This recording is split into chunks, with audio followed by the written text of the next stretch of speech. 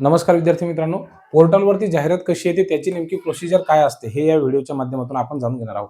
विद्यार्थी मित्रांनो बघा, पोर्टलवरती जर जाहिरात यायची असेल तर सर्वात आधी शिक्षकांचं ज्या ठिकाणी शिक्षक आहेत त्या सगळ्या ठिकाणच्या शिक्षकांचं समायोजन होणं हे आवश्यक आहे. समायोजन झाल्याच्या नंतर खऱ्या रिक्त पदांचा जो आकडा आहे तो लक्षात येतो.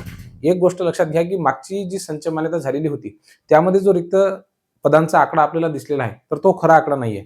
तो जरी रिक्त पद आपल्याला वाटत असेल की समजा एखाद्या जिल्ह्यामध्ये सध्या 600 एवढी रिक्त पद दाखवत असतील आणि त्या जिल्ह्यामध्ये समायोजन म्हणजे अतिरिक्त शिक्षकांची जी संख्या आहे ती जर समजा 138 असेल तर रिक्त पदांच्या संख्येमधून हे 138 आपल्याला मायनस करावे लागतील. या 138 पैकी काही विद्यार्थ्यांची काही शिक्षकांची बदली होईल, काही ठिकाणचं समायोजन हे थोडंसं किचकट असतं, त्या प्रोसेसला थोडीशी वेळ लागते. त्यामुळं हे समायोजन झाल्याच्या नंतर खरा रिक्त पदांचा आकडा जो आहे तर तो लक्षात येईल. म्हणजे सध्याच्या संच मान्यतेनुसार तुम्हाला जर एखाद्या जिल्ह्यामध्ये रिक्त आकडा दिसत असेल तर तो काही खरा नाहीये. तो खरा आकडा आपल्याला कधी दिसेल तर सर्वांचं समायोजन झाल्याच्या नंतर.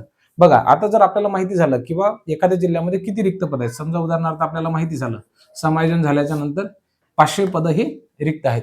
मग या 500 पदांसाठी जे आहे रोस्टर तपासणीचं काम सुरू असते.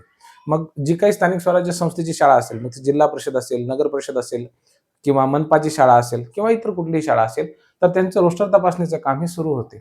आता रोस्टर तपासणी झाल्याच्या नंतर हा जो आहे तो मावककडे जातो. मावक दोन पद्धतीने काम करते.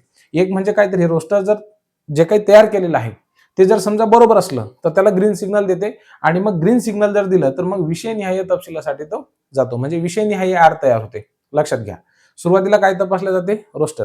रोस्टर जर बरोबर असलं, मावकने जर सांगितलं की ठीक आहे ग्रीन सिग्नल आहे, ओके आहे, तर तो कुठे जाते? पुढं विषयनिहाय तपशिलासाठी. पण जर समजा रोस्टर चुकलं तर ते पुन्हा काय होते, जी संबंधित आस्थापना असेल तर त्यांच्याकडे ते वापस येते रोस्टर तपासणीचं काम. आणि हे असं अनेक वेळेला होतं. यावेळेला रोस्टर तपासणीचं काम हे ऑनलाईन पद्धतीने होणार आहे, त्यामुळे याला कमी वेळ लागेल. असं जी सध्या माहिती मिळत आहे त्यानुसार असं लक्षात येत आहे की साधारणतः एका दिवसामध्ये 3 ते 4 जिल्हा परिषदांचे कामं ही सहज होऊन जातील. त्यामुळे रोस्टर तपासणीचं काम हे थोडंसं वेगवान पद्धतीने होणार आहे. खरंच खूप मोठा वेळ हा याच्यामध्ये वाचणार आहे.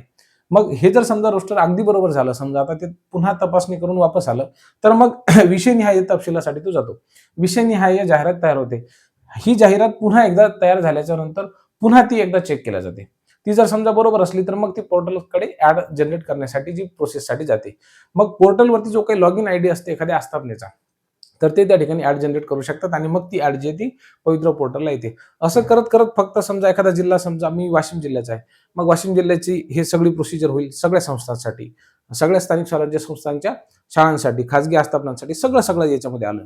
मग दुसरा जिल्हा, तिसरा जिल्हा, चौथा जिल्हा, पाचवा, असं करत करत 36 जिल्हे. ज्यावेळेस सर्व जिल्ह्यांचं त्या ठिकाणी ही सगळी प्रक्रिया पूर्ण होईल तर त्यावेळेला जाहिराती ह्या अपलोड झाल्याच्या नंतर हे पोर्टल सुरू होतं किंवा त्या जाहिराती दिसायला लागतात विद्यार्थ्यांना. तर पोर्टलवरती जाहिरात येण्याची ही साधी सरळ प्रक्रिया आहे. सुरुवातीला काय होईल? आता समायोजन होईल. समायोजन झाल्याच्या नंतर रिक्त पदांचा खरा आकडा समोर येईल. त्यानंतर रोस्टर तपासणी होईल. रोस्टरची तपासणी झाल्याच्या नंतर विषयनिहाय तपशील तयार होईल आणि मग पोर्टलवरती ऍड जनरेट होतील. तर ही खूप मोठी प्रक्रिया आहे. दिसते आपल्याला खूप सोपी, परंतु ती काही मॅगी बनवण्यासारखी सोपी नसते. या संदर्भामध्ये तुमच्या मनामध्ये जर काही प्रश्न असतील तर ते कमेंट बॉक्समध्ये लिहा. त्या व्यतिरिक्त सुद्धा तुमच्या मनामध्ये काही शंका असतील तर बाजूला माझा तुम्हाला नंबर दिसत असेल 99 60 41 19 83 यावरती तुम्ही कधीही कॉल करू शकता. खूप खूप धन्यवाद.